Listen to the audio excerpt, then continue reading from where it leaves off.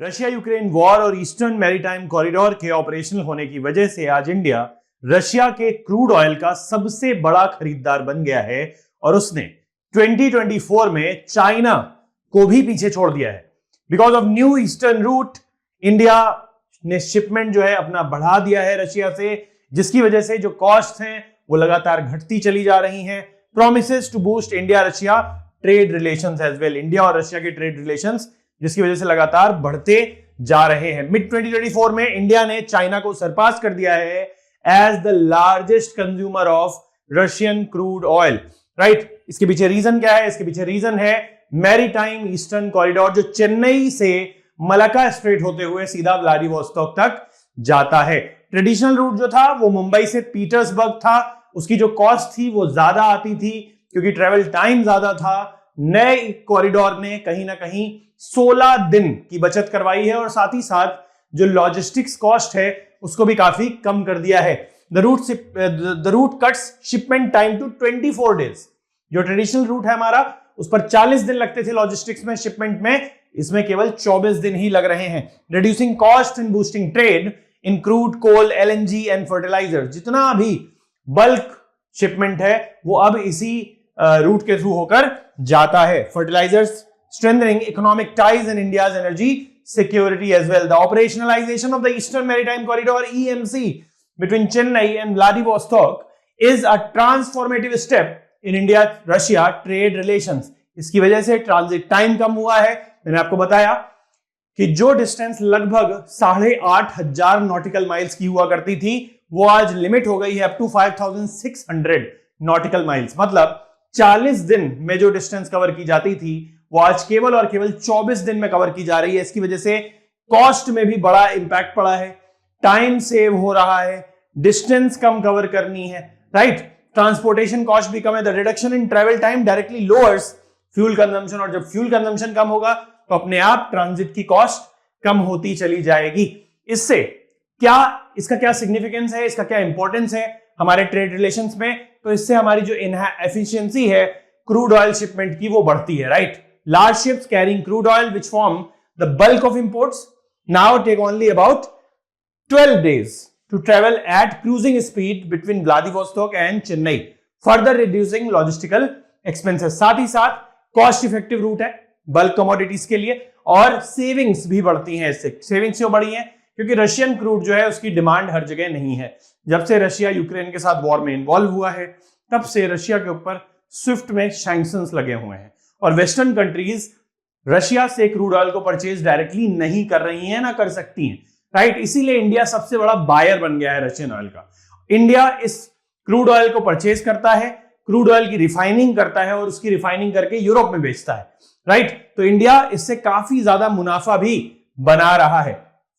Impact क्या है eastern corridor का इंडिया के ट्रेड पर, इंडिया के ऑयल इंपोर्ट पर? इंडिया का ऑयल इंपोर्ट रशिया से बढ़ा है, जबकि हमारे पास और भी देश हैं जो हमें ऑयल देने के लिए, ऑयल प्रोवाइड करने के लिए तैयार हैं। बट रशिया यूक्रेन वॉर के बाद हमें इतने डिस्काउंटेड प्राइसेस में रशिया ऑयल प्रोवाइड कर रहा है कि हम किसी और अपने ट्रेड पार्टनर से ऑयल परचेज उतना नहीं कर रहे हैं। और हम रिसेंटली चाइना को सरपास कर चुके हैं in Russian crude oil import.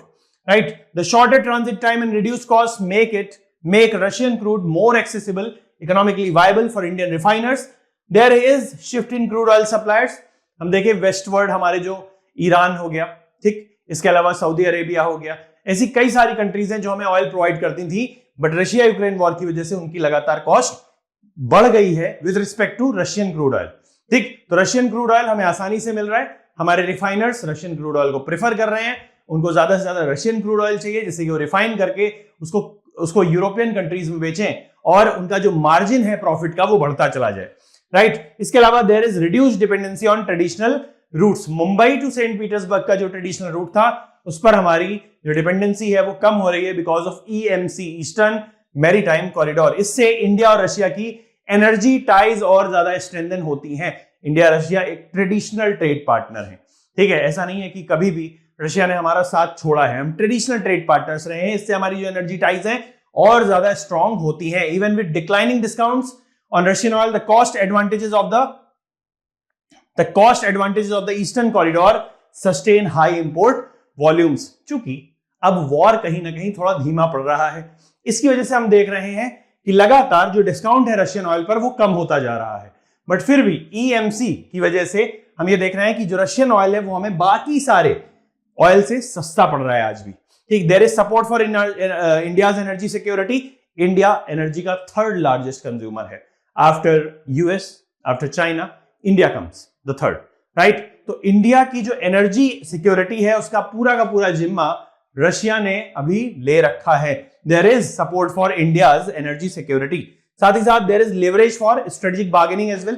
ठीक, इंडिया रशिया से बार्गेन भी कर सकता है। India's expanded trade with Russia enhances its bargaining power with other suppliers. ठीक, not with Russia, bargain Russia से नहीं करना है हमें, बाकी सप्लायर्स से हम बार्गेन कर सकते हैं कि भाई आप हमें ये क्रूड ऑयल सस्ते में अवेलेबल कराओ। अदरवाइज हम किसके पास जाएंगे? अपने जो ट्रेडिशनल ट्रेड पार्टनर रशिया है उसके पास जाएंगे एनर्जी सिक्योरिटी के लिए। जैसे कि इराक हो गया, सऊदी अरेबिया हो गया, इन सब के साथ हम बेटर टर्म्स पर नेगोशिएट कर सकते हैं। इसके इंप्लीकेशंस क्या है? इंडिया रशिया ट्रेड रिलेशंस के स्ट्रेंथन होने के, जियोपॉलिटिक्स पर क्या इसका इंपैक्ट पड़ेगा? एनर्जी सिक्योरिटी हमें प्रोवाइड हो रही है, एनर्जी सिक्योरिटी हमें मिल रही है अमिड जियोपॉलिटिकल टेंशंस और जियोपॉलिटिकल डिस्टर्बेंस, राइट। पूरा वेस्ट एशिया जो है या मिडिल ईस्ट हम जिसको कहते हैं वो भी जियोपॉलिटिकल टेंशन से जूझ रहा है, राइट। तो उसके बावजूद भी हमारी एनर्जी सिक्योरिटी इंश्योर्ड है because of Russia and Russian crude oil, right. उसके अलावा neutrality, neutrality in the Russia Ukraine war. India has been neutral throughout. India ने लगातार न्यूट्रल स्टांस ही अपनाया है। इंडिया ने यह नहीं चाहा कि किसी भी पक्ष को हम बहुत ज्यादा बुरा फील करवाएं। हम किसी भी पक्ष की तरफ नहीं जा रहे हैं, हम NAM नॉन अलाइनमेंट मूवमेंट के प्रिंसिपल को ही फॉलो कर रहे हैं। भाई हम किसी के साथ भी अलाइन नहीं होंगे। हाँ, किसी भी तरीके का वायलेंस होता है हम उसके अगेंस्ट हैं, उसके लिए हम अपनी वॉइस रेज करेंगे, बट हम किसी भी पार्टी का साथ नहीं देंगे। By maintaining strong trade ties with Russia, India underscores its neutral stance, focusing on national interest without succumbing to pressure from western nations. और इसका आपने देखा कि हमारे देश के जो फाइनेंस फॉरेन मिनिस्टर हैं, एक्सटर्नल अफेयर्स मिनिस्टर हैं, उन्होंने बहुत अच्छा जवाब भी दिया था। अमेरिकन मीडिया ने उनसे पूछा कि भाई आप क्या कहना चाहते हैं रशिया से जो आप क्रूड ऑयल परचेज कर रहे हैं उसके बारे में। तो उन्होंने बोला कि हम जितना रशिया से क्रूड ऑयल परचेज करते हैं वो केवल और केवल एक दोपहर में जितना यूरोप उनसे परचेज करता है उतना क्रूड ऑयल है जो हम एक महीने में परचेज कर रहे हैं, राइट। तो यू फर्स्ट, आप पहले अपने गिरेबान में झांक कर देखो, उसके बाद हमारी तरफ उंगलियां उठाओ, right. There is impact on India west relations as well. हमेशा ऐसा देखा गया है कि जैसे जैसे ट्रेड रिलेशंस दो कंट्रीज के बढ़ते हैं तो ओवरऑल रिलेशंस जो है बेटर होते हैं। इंडिया की एनर्जी सिक्योरिटी को रशिया सिक्योर कर रहा है। कहीं ना कहीं इंडिया की जो लीनियंसी है टुवर्ड्स रशिया बढ़ी हुई देखने को मिल रही है। इसकी वजह से इंडिया के और वेस्टर्न कंट्रीज के रिलेशन में थोड़ी बहुत तकरार और दरार आना मुमकिन है, right. Strengthening in trade relations with Russia could strain India's relations with US and European countries who are key strategic and economic partners of India, right. अगर चाइना के अगेंस्ट हम देखें तो सबसे ज्यादा इंपॉर्टेंट स्ट्रेटेजिक पार्टनर्स अभी हमारे जो हैं वो वेस्टर्न कंट्रीज ही हैं। रशिया कहीं ना कहीं हमें सपोर्ट नहीं करता है विद रिस्पेक्ट टू चाइना। अगर हम चाइना के केस की बात करें तो हमें वेस्टर्न पार्टनर्स को भी लूज नहीं करना है। इसके लिए हमें बहुत विजिलेंट रहना है कि दोनों पलड़ों के बीच में बैलेंस हमें कैसे बनाना है। उसके अलावा और क्या?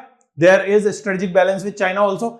Strengthening trade ties with Russia helps India counterbalance China's influence over Moscow, right? Especially given Russia's increasing economic dependence on China. ठीक, enhanced cooperation prevents a complete Russia-China alignment, which could be detrimental to India's interest. India की नजदीकी जब Russia से बढ़ती है तो कहीं ना कहीं इंडिया चाइना के साथ बढ़े हुए रशिया के अच्छे रिश्तों, उनके रिश्तों में बढ़ी हुई जो सरगर्मी है उसको कम करता है, राइट। इसको काउंटर बैलेंस करता है India. There is diversification of trade partners. India के पास भी मल्टीपल ट्रेड पार्टनर्स होने चाहिए। ऐसा नहीं होना चाहिए कि हम पूरी तरीके से एनर्जी सिक्योरिटी के लिए वेस्ट एशिया या मिडिल ईस्ट पर ही डिपेंडेंट है, राइट। तो अगर इस तरीके से मल्टीपल और डाइवर्स ट्रेड पार्टनर्स है तो उसका फायदा हमें हमेशा मिलता है। There has been defence and strategic cooperation also.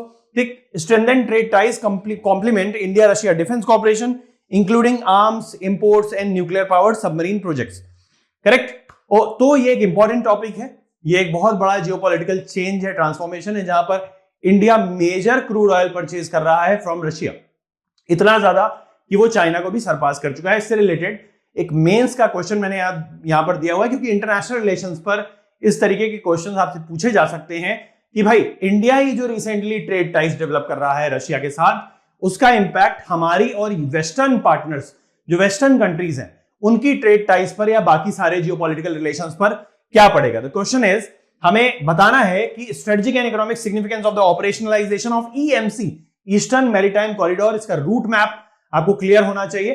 ठीक, eastern maritime corridor, Chennai to Vladivostok sea route in bolstering India Russia trade ties, और डिस्कस करना है how this development aligns with India's energy security and geopolitical interests. I hope this was an informative video for all of you. If you want more such informative videos, do subscribe to the channel. Thank you so much.